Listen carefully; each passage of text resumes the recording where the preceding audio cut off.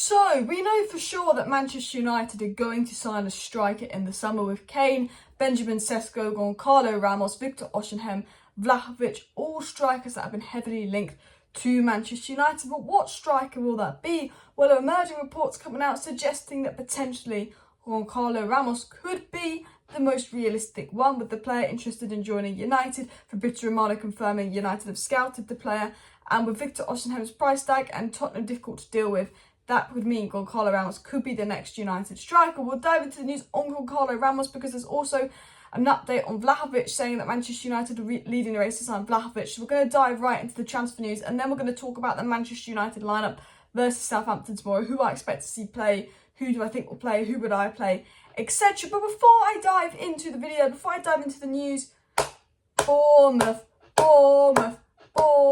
we all love Bournemouth.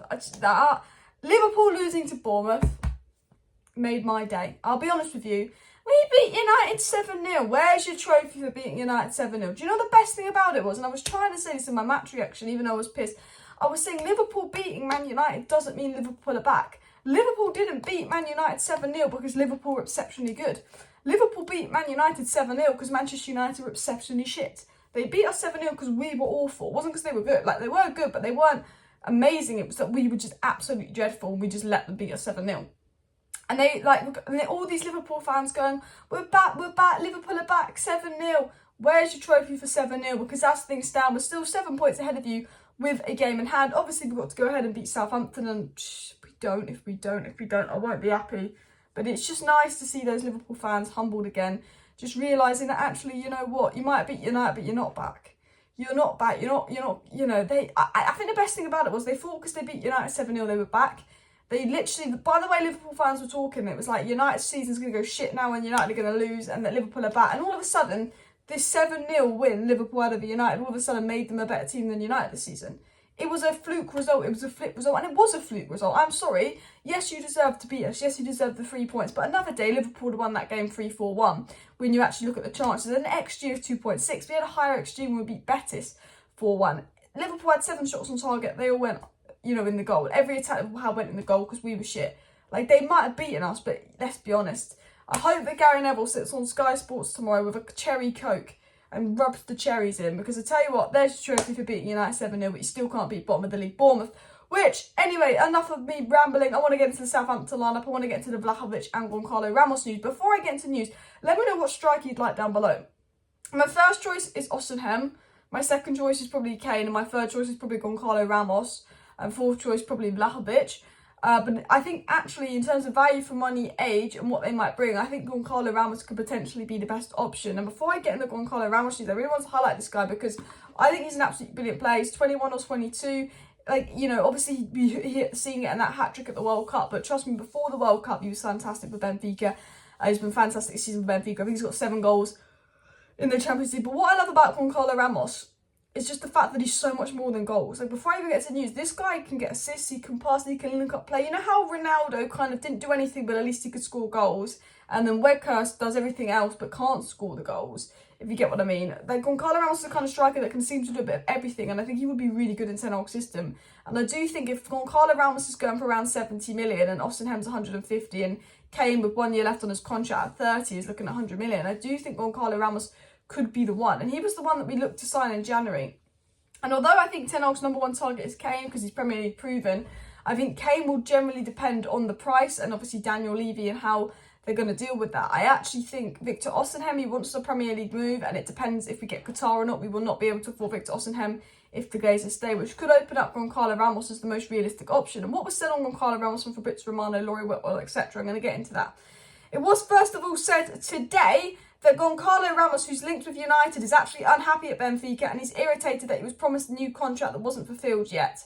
And he's got 2 years left on his contract. He's not been happy with Benfica, and there's also sort of reports coming out adding to that Goncalo Ramos would be open to leaving Benfica in the summer. I'm sure if United made an offer for Goncalo Ramos in the summer that Benfica accepted, he'd be open to selling. The only problem is Benfica will look for like 100 million, but I do think that they could maybe sell him for 70 million, considering they sold Núñez for what?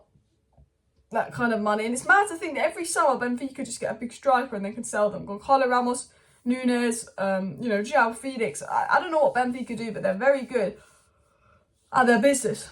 Adding to that, Fabrizio Romano did say that Manchester United have sent scouts to closely watch the progress of Benfica's Goncalo Ramos. We know before the World Cup we were sending scouts to watch him. After the World Cup we were sending scouts to watch him. We were linked to him in January. He was one of our options. Ten Hag actually wanted him, but obviously we didn't have the money to sign him in January and it would have been very difficult. But United have obviously been heavily watching Goncalo Ramos and recently again sending scouts to watch Goncalo Ramos. And of course Laurie Whitwell from The Athletic, who obviously tier 1 source of information, has said that Victor Osimhen, Benjamin Sesko and Goncalo Ramos are all centre forwards tracked by Manchester United, again confirming that Victor Osimhen and Kane, Sesko and Goncalo Ramos are all on that United list. So we know he's on the United list. We know we tried to get him in January. We're scouting him. That is confirmed by Fabrizio Romano, confirming we're scouting him. And that, of course, Goncalo Ramos would actually be open to leaving Benfica. So I think this is a potential one to keep an eye on. I know that Kane is the first choice. I know that Victor Osimhen is like the ideal dream choice. But I could see Goncalo Ramos happening.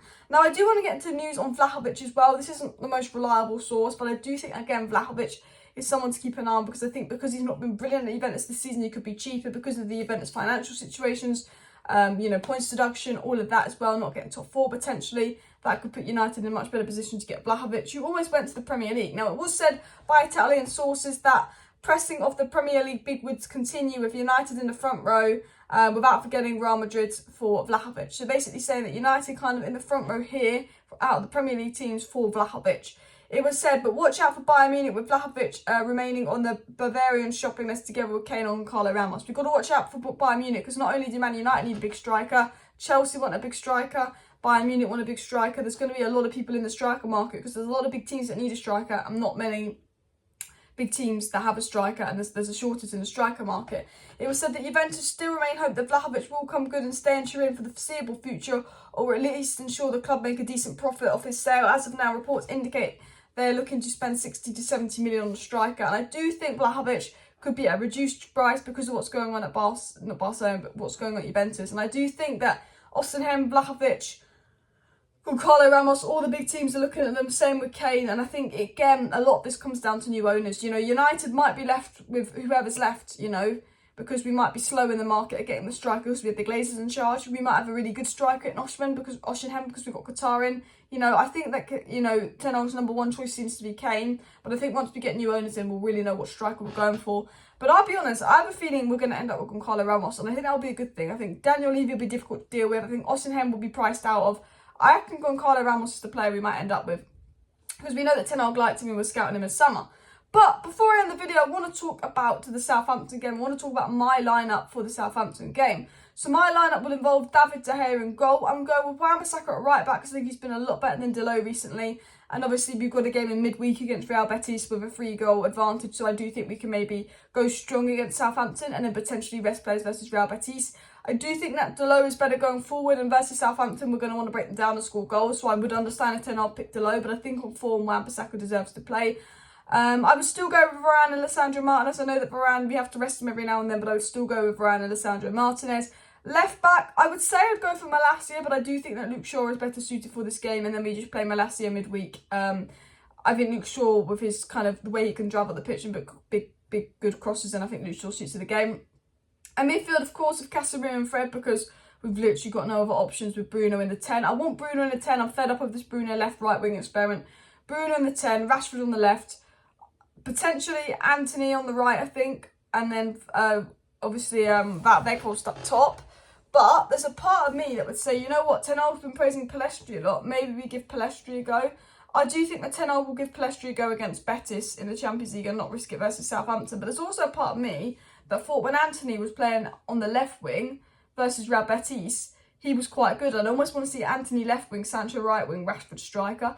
I actually think that would be something really cool. Rashford, Anthony, Sancho front 3. However, I do think with Southampton, with us having to break them down, with us probably not having many opportunities to counter-attack them, I do think that Weghorst striker, Rashford on the left and Anthony or Sancho on the right.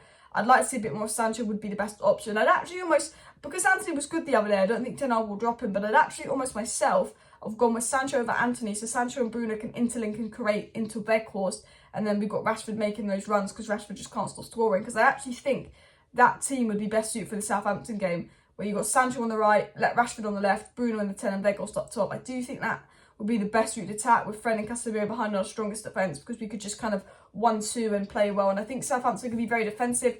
They were bottom of the league they're obviously away from home. They're going to come to United, and I think we should win this game. We should win this game comfortable and confidently. And hopefully, the Liverpool loss has given us a kick up the arse, and the Benfica win has reminded us that we're still a good side, and the Liverpool game was a blip. So that would be my lineup. But let me know your lineup down below, and also let me know your ideal striker target. I have a feeling about Goncalo Ramos.